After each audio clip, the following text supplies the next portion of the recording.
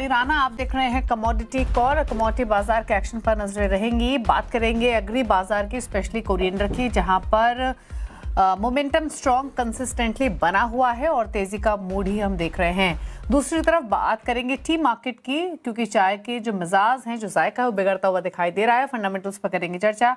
Gokul enterprises के proprietor Satyanarayan Gupta हमारे साथ मौजूद हैं। टी एसोसिएशन ऑफ इंडिया के सेक्रेटरी जनरल पीके भट्टाचार्य जी हमारे साथ बने हुए हैं। साथ ही स्ट्रैटेजीज के लिए chartandtrade.com के फाउंडर विकास बगेरिया हमारे साथ मौजूद हैं। आप सभी का स्वागत है शो में। सबसे पहले शुरुआत करते हैं कोरिएंडर के साथ और एक बार प्राइसेस आपकी स्क्रीन पर लेकर आते हैं। यहाँ पर हमने कंसिस्टेंटली स्ट्रेंथ कोरिएंडर के प्राइसेस में बनती हुई देखी और पिछले एक साल के मूव्स देखेंगे तो काफी स्ट्रॉन्गर साइड पर ही रहे हैं। इसके अलावा अगर आप देखें तो आज के सेशन में भले ही 1% नीचे प्राइसेस कारोबार कर रहे हो, लेकिन यहाँ पर हमने कंसिस्टेंटली स्ट्रेंथ बनते हुए देखी है। अब बन क्या रहे हैं यहाँ से समीकरण, फंडामेंटल्स कैसे दिखाई दे रहे हैं, उस पर करते हैं बातचीत। सत्यनारायण गुप्ता हमारे साथ मौजूद हैं। सर नमस्कार, स्वागत है आपका। तो सबसे पहले तो इनफैक्ट समझना चाहेंगे इस तरह की फिलहाल डोमेस्टिक लेवल पर, ग्राउंड लेवल पर क्या स्थिति कोरिएंडर की बनी हुई है, क्योंकि लगातार हम तेजी देख रहे हैं। डिप्स जो मिल भी रहे हैं वहां भी बाइंग इंटरेस्ट इमर्ज हो रहे हैं और अगर पिछले 3 महीने के प्राइस ट्रेंड देखें तो ऑलरेडी 13% प्राइसेस बढ़ चुके हैं। डिमांड ज्यादा बेहतर है, सप्लाईज अफेक्टेड है, या कुछ और फैक्टर्स है जिसकी वजह से तेजी हमने देखी है?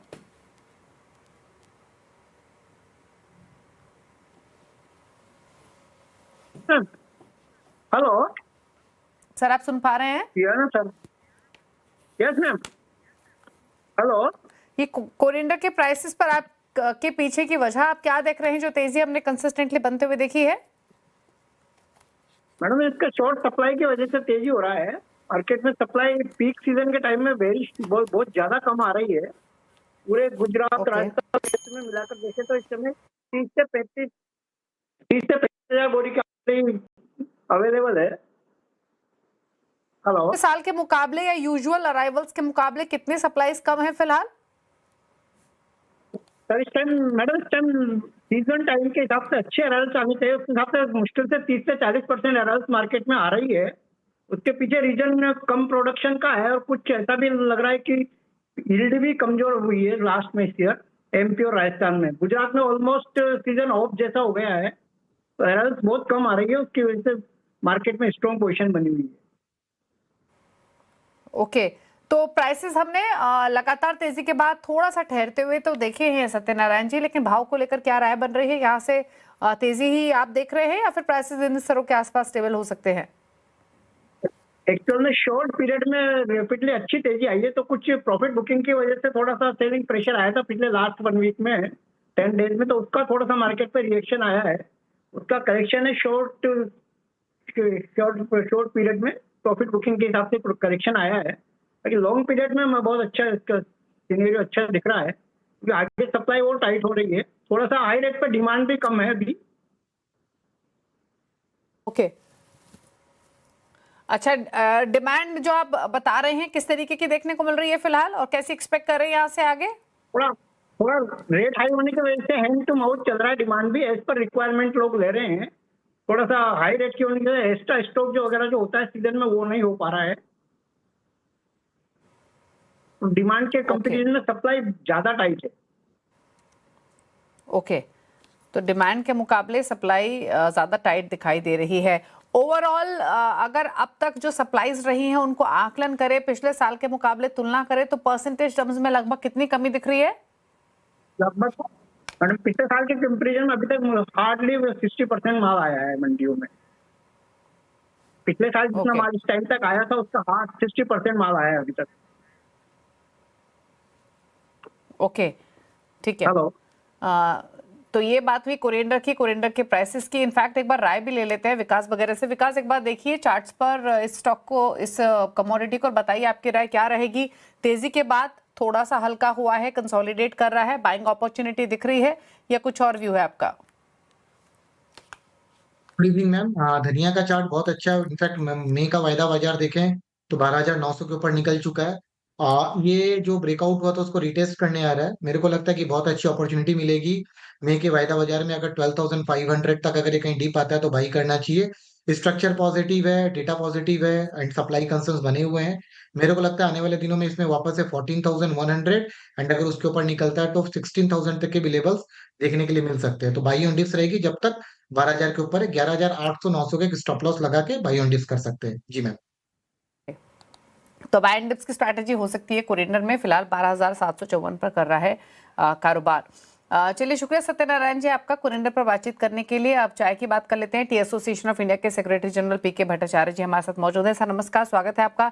तो पहले तो जानना चाहेंगे फिलहाल उत्पादन के आंकड़े कैसे दिखाई दे रहे हैं। जो रीसेंट डाटा हमारे साथ सामने आया उसके मुताबिक जो मार्च में उत्पादन रहा वो लगभग 1.5% के आसपास कम रहा है। किस तरीके की फिलहाल ओवरऑल प्रोडक्शन भट्टाचार्य जी दिखाई दे रही है, अगर हम ओवरऑल टी प्रोडक्शन की बात करें? और देखिए, प्रोडक्शन जो है अभी तक हमारे पास जो मार्च महीने तक के आंकड़े आए हैं उसमें अभी दिखा रहे प्रोडक्शन 98 मिलियन केजीज हुआ है, जो कि कॉरस्पॉन्डिंग टाइम के विकास 2025 के मुताबिक 12% कम है। तो प्रोडक्शन अभी 12% के करीब करीब कम है। और आपको तो पता ही है टी इंडस्ट्री बहुत वेरी क्लाइमेट सेंसिटिव हुआ करती है, तो इसीलिए क्लाइमेट चेंज का तो एक बहुत बड़ा प्रभाव रहता है टी इंडस्ट्री के ऊपर में। तो अभी देखते हैं कि ये सीजन अभी शुरू नहीं हुआ है, अभी प्रारंभ ही हुआ है सीजन। आते आते कैसे इम्पैक्ट होता है क्लाइमेट चेंज के ऊपर में, अभी उसके बाद में पता चलेगा हमारे किस तरीके प्रोडक्शन फिगर्स है। ओके अच्छा, एक चीज बताइए, ये सिर्फ मॉनसून का ही इम्पैक्ट है जिसके कारण हम प्रोडक्शन कम देख रहे हैं? और प्लस भट्टाचार्य जी, रीजन वाइज देखें तो किस तरीके के आंकड़े दिखाई दे रहे हैं? फिर चाहे वो असम की बात हो, बंगाल की बात हो, कहाँ उत्पादन कम दिख रहा है, स्टेट ज्योग्राफी वाइज कहाँ आंकड़े ठीक रह सकते हैं ओवरऑल? देखिए, जो आंकड़े मैंने जो बताया ये कॉम्पोजिट है ना पूरे इंडिया का। हमारे यहाँ क्लाइमेट की जो बता रहे थे कि अभी तो क्लाइमेट मानसून शुरू नहीं हुआ है। मानसून शुरू होता है from the end of May, beginning of June में शुरू होता है। तो इसीलिए अभी थोड़े से शावर्स मिले हैं, इसलिए थोड़ा सा प्रोडक्शन स्टेबलाइज की तरफ जा रहा है। परंतु इसको हमको मई के एंड तक हमको पता चलेगा कि किस तरह का रुख है मौसम का, उस तरीके से पता चलेगा कि किस तरह प्रोडक्शन पॉइंट आउट करें। ओके, तो धीरे धीरे पिक्चर और क्लियर होगी। अच्छा, फिर भाव को लेकर आपकी राय क्या है? प्राइसेस, डिमांड आप कैसी देख रहे हैं विद रिगार्ड्स टू सप्लाईज फिलहाल मार्केट्स में? हालांकि समर्स में कंपैरेटिवली डिमांड थोड़ी सी तो इम्पैक्ट होती है, बट स्टिल किस तरीके की डिमांड आप देख रहे हैं आगे जाते हुए? यहाँ से प्राइसेस पर क्या व्यू है? देखिए, इसको दो विभाग में मैं भाग कर देता हूँ। एक तो हमारे एक्सपोर्ट का होता है, डोमेस्टिक कंजम्पशन का होता है। देखिए, एक्सपोर्ट के ऊपर में तो इसका भाव ही हुआ है, क्योंकि पिछले साल 2025 में इस वक्त तक मार्च तक हम लोगों ने 45 मिलियन केजीज एक्सपोर्ट किया था, और इस साल अभी तक हम लोग खाली 38 मिलियन केजीज कर सके हैं। प्रोडक्शन भी कम है, प्राइसेस में ज्यादा अभी कोई उछाल कुछ वो नहीं है, कोई ज्यादा इम्पैक्ट नहीं है। Slightly towards the lower side है इसमें। परंतु जैसे मैंने बताया कि टी मार्केट शुरू होता है जब जैसे मानसून के टीज आना शुरू होते हैं, क्योंकि from the month of May June onward till September 60% of the teas arrive. तो उसके आंकड़े देखने के बाद भी how the industry will behave in the current year will be much more clear. Okay okay, और एक्सपोर्ट मार्केट में किस तरीके की सिचुएशन फिलहाल देखने को मिल रही है, और वहां कुछ impact so far due to multiple factors देखने को मिला है क्या? हाँ, correct. I think this is a very very important question. Last year हम लोगों ने टी इंडस्ट्री में रिकॉर्ड हम लोगों ने एक्सपोर्ट किया था, यानी कि we reach 280 million kgs, which was almost 29% jump हुआ था। तो अभी तो आपको सबको पता है कि अभी तो logistical there is a problem over there at the state of Hormuz, जहां से कि हम लोग का almost 110 million kgs of the tea travel करता है, वहां पे बॉटलनेक हुआ है। तो ऑब्वियसली एक इम्पैक्ट आशा करते हैं कि हम लोग एक्सपोर्ट फ्रंट में होगा, और वो शुरुआत में तो दिखाई भी दे रहे हैं, क्योंकि जो पिछले साल तक हम लोगों ने इस मार्च महीने तक हम लोगों ने 45 मिलियन केजीज एक्सपोर्ट किया था, वो अभी जाके ठहरा हुआ है 38 मिलियन केजीज। तो जब तक ना ये पूरा जो logistical things normalise, so we do not expect that exports will jump up in the manner it jumped out in the last. Okay okay, शुक्रिया सर आपका आने के लिए और अपने व्यूज देने के लिए। तो ये बात ठीक ही हुई, जहां पर प्रोडक्शन ओवरऑल कम दिखाई दे रहा है, रीजन वाइज भी इम्पैक्ट क्लियरली विजिबल है, और एक्सपोर्ट फ्रंट पर भी सिचुएशन चैलेंजिंग बनी हुई है। तो नजर रहेंगे आगे के आंकड़े कैसे अनफोल्ड होते हैं, बट सो फार जो उत्पादन है उसमें कमी की आशंका जताई जा रही है। ऑलरेडी जो आंकड़े हैं वो कमजोरी का ही इंडिकेशन कर रहे हैं। चलिए रुकने स्ट्रेटजीज की विकास बताइए, पहले तो ट्रेड्स जो आपने आइडेंटिफाई किए हैं। हाँ जी मैम, ट्रेड कंटिन्यूड रहेगा जिंक में। वैसे तो जिंक में हम लोग लास्ट दिनों से बुलिश चल रहे हैं, बट अभी भी मेरे को लगता है कि ट्रेडिंग स्ट्रेटजी में जिंक पे बाई करना चाहिए। 343 344 का जो जोन है बहुत अच्छी बाइंग जोन होगी। एक स्टॉप लॉस रखिए 338 का। जिंक में हायर एंड पे जो टारगेट्स है 352 365 के देखने के लिए मिल सकते हैं। दूसरा कंटिन्यूड रहेगा मैम कॉपर में आज 1310 का जो रेजिस्टेंस जोन है उसको पार करके ऊपर 1330 पे ट्रेड कर रहा है, तो मेरे को लगता है मोमेंटम बहुत रोबस्ट होने वाला है। एक स्टॉप लॉस रखना चाहिए 1295 का। एंड मेरे को जो लगता है आयरन पे टारगेट्स होंगे 1330 के ऊपर में 1365 तक भी कॉपर मूव कर सकता है। जी मैम। ओके, तो ये ट्रेडिंग व्यू आपके लिए रहा। अच्छा, कच्चे तेल पर क्या सजेशन आप दे रहे हैं विकास? अभी व्यू अपने क्लाइंट्स को आप कंसीडरिंग कल एक स्टीप रिएक्शन हमने देखा, अभी भी न्यूज रिपोर्ट्स को क्लोजली मार्केट वॉच कर रहा है, बट स्टिल नेगेटिव बात के साथ ही ट्रेडिंग हो रही है। क्या करना है अभी ट्रेडर्स को कच्चे तेल पर? हाँ जी मैम, पहले डिस्क्लेमर के साथ शुरुआत करूं कि कच्चे तेल में हमारे क्लाइंटों का सेल पोजीशन है एंड हमारा आउटलुक नेगेटिव चल रहा है इसमें। हाँ मैम, अगर कच्चे तेल के चार्ट को अगर हम लोग देखें एमसीएक्स में, क्रूड ऑयल के चार्ट को देखें तो डेली चार्ट में डबल टॉप है, एम पैटर्न है।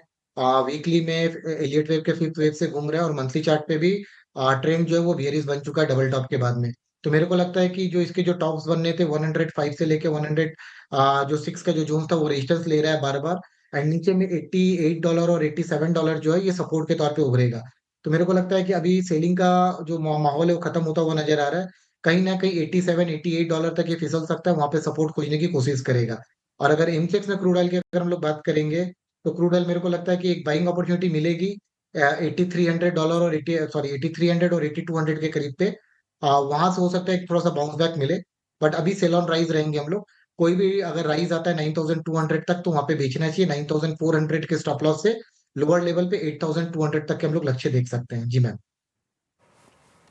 ओके, तो फिलहाल 8700 के एग्जिस्टिंग लेवल्स देखने को मिल रहे हैं। 3% से ज्यादा की गिरावट फिलहाल देखने को मिल रही है। अच्छा, अब सोने चांदी पर आपकी राय क्या रहेगी? सिल्वर कंपैरेटिवली ज्यादा एक्साइटेड नजर आ रहा है, कल भी रिएक्शन ज्यादा हायर था कंपैरेटिव टू गोल्ड और आज भी वही देखने को मिल रहा है। सिल्वर पर क्या व्यू है इन स्तरों से? हाँ जी मैम, पहले एक डिस्क्लेमर दे दूं कि सिल्वर पे हमारे क्लाइंटों का पोजीशन बाई है और हमारे बाई रिकमेंडेशन ओपन है मैम। सिल्वर मैम बहुत तेज लग रहा है। 2,55,000 का जो जोन था, रेजिस्टेंस जोन था, इसको बहुत इजीली एमसेक्स में पार कर गया है। एंड कॉमेक्स में भी देखे तो 78 जो डॉलर का रेजिस्टेंस था उसको पार कर चुका है। डेली चार्ट में ट्रेंड लाइन का ब्रेकआउट है। तो मेरे को लगता है $83 तक अभी इनिशियली शॉर्ट टर्म पे कॉमेक्स में मूव कर सकता है। और वहीं एमसेक्स में देखे तो एमसेक्स में जो लक्ष्य नजर आ रहे हैं 2,65,000 एंड 2,73,000 के जो लक्ष्य वो देखने के लिए मिल सकते हैं। तो कोई भी डिप आता है तो बाई करना चाहिए 258 257 तक बाई करना चाहिए। स्टॉप लॉस रखना चाहिए 254 का। एंड 265 एंड 273 के लक्ष्य सिल्वर में देखने के लिए मिल सकते हैं। जी मैम। ओके, तो ये रही सलाह आपके लिए सिल्वर पर। इसके अलावा बेस मेटल्स और लेकर आते हैं आपकी स्क्रीन पर, जहां पर आज के सेशन में कोई खास एक्शन नहीं है। एल्यूमिनियम निकल अंडर प्रेशर है, कॉपर बिल्कुल फ्लैट ट्रेड कर रहा है, जिंक भी बिल्कुल फ्लैट है। जिंक पर हालांकि आप ट्रेडिंग स्ट्रैटेजी आपको मिली भी है। कॉपर और एल्यूमिनियम पर बात कर लेते हैं। विकास, दोनों पर आपकी राय क्या है? हाँ मैम, कॉपर का चार्ट हमें बहुत अच्छा लग रहा है, हमारे बाई रिकमेंडेशन से भी ये चल रहा है। और अभी हमारे आज की जो स्ट्रेटेजी उसमें भी मैंने कॉपर को इंक्लूड किया है। हाँ, तो कॉपर में कोई भी डिप आता है कॉपर बाई है। वीकली चार्ट में एक अच्छा ब्रेकआउट है। अब जो कॉपर में लॉन्ग टर्म जो सपोर्ट्स होंगे वो 1270 के होंगे। एंड शॉर्ट टर्म ट्रेडर्स के लिए 1290-95 एक सपोर्ट के तौर पे काम करेगा। मेरे को यहाँ से इनिशियली टारगेट 1350 का करीब का लगता है। और ऊपर चल गया तो ये 1420 1430 के भी लक्ष्य को इजीली हिट करता हुआ नजर आएगा। और वही बात मैम एल्यूमिनियम के करें तो एल्यूमिनियम थोड़ा सा कमजोर लग रहा है, क्योंकि बाकी बेस मेटल का कंपैरिजन एल्यूमिनियम पे हम लोगों ने देखा था कि जब सप्लाई डिस्टर्ब हुई थी तो एल्यूमिनियम पे बहुत अच्छा रनअप देखने के लिए मिला था। वहीं कहीं अभी एल्यूमिनियम पे थोड़ा सा प्रॉफिट बुकिंग रखता है। मेरे को लगता है कि कोई करेक्शन पे ये 350 एंड 345 का लेवल आ सकता है। तो एल्यूमिनियम पे अगर चाहें तो सेल की सलाह रहेगी। कोई भी बाउंस बैक आता है 370 के करीब तो इसको बेचना चाहिए। 375 के स्टॉप लॉस में लोअर लेवल पे 360 एंड 355 के लेवल हमें देखने के लिए मिल सकते हैं। जी मैम। ओके, फटाफट से लेकर आते हैं एक बार एग्री बाजार और आपकी स्क्रीन्स पर। और यहाँ पर अभी हमने कोरिएंडर की तो बातचीत की ही थी, लेकिन अब राय एक ले लेते हैं जीरे पर भी और कमन्स और टर्मरिक दोनों पर। क्योंकि टर्मरिक तो कंपैरेटिवली फिर भी स्ट्रॉन्गर रहा है, लेकिन जीरे में कंसिस्टेंटली प्रेशर है। क्या राय है आपकी दोनों पर? हाँ जी मैम, जीरा की बात करूँ तो मैम ऐसा लग रहा है कि जीरा में बॉटम बनने के कगार पे है। ये वीक का क्लोजिंग बहुत वाइटल होगा।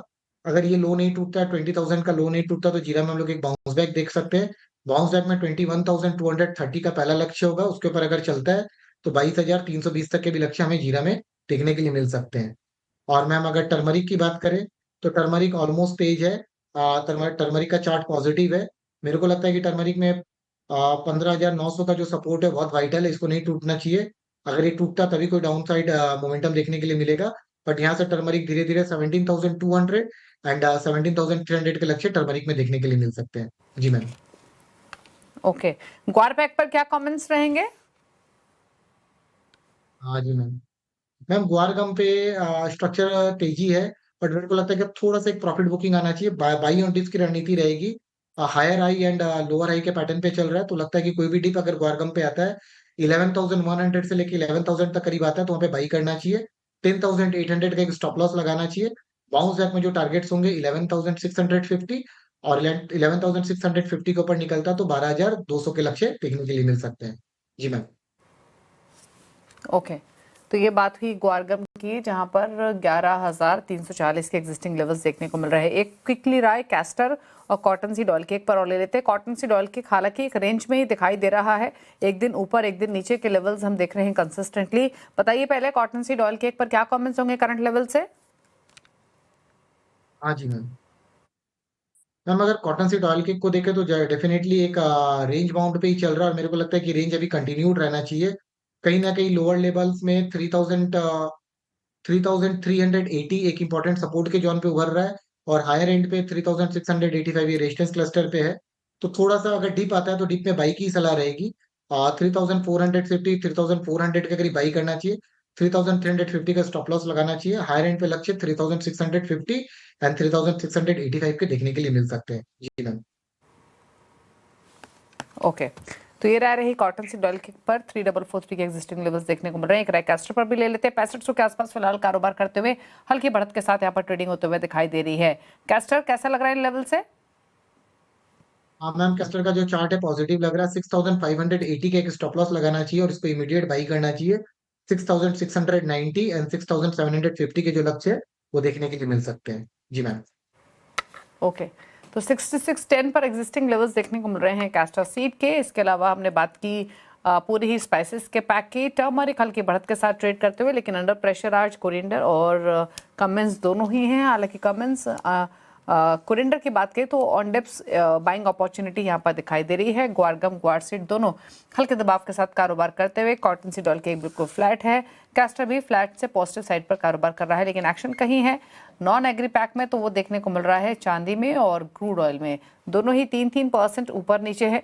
सबसे ज़्यादा मोमेंटम इन्हीं में देखने को मिल रहा है। सिल्वर लगभग 3% की स्ट्रेंथ के साथ ऑलमोस्ट 4% ऊपर इंटरनेशनल मार्केट्स में तो $80 पर आ चुका है। घरेलू बाजार में 3% की तेजी है, वहीं क्रूड ऑयल 3% की गिरावट के साथ कारोबार कर रहा है घरेलू बाजार में। इंटरनेशनल मार्केट्स में $98 के आसपास कारोबार कर रहे हैं। हालांकि क्रूड का मार्केट इंटरनेशनल मार्केट्स से क्या अपडेट आ रही है, वेस्ट एशिया क्राइसिस को लेकर क्या अपडेट आ रही है, इसको कीनली वॉच कर रहा है, बट अंडर प्रेशर कंसिस्टेंटली बना हुआ है। चलिए, शुक्रिया विकास आने के लिए शो में और सभी ट्रेडिंग स्ट्रैटेजीज रेकमेंड करने के लिए। इसी के साथ एक ब्रेक का वक्त हो गया है इस शो में। ब्रेक के उस पर आप देख सकते हैं आवाज समाचार। नमस्कार।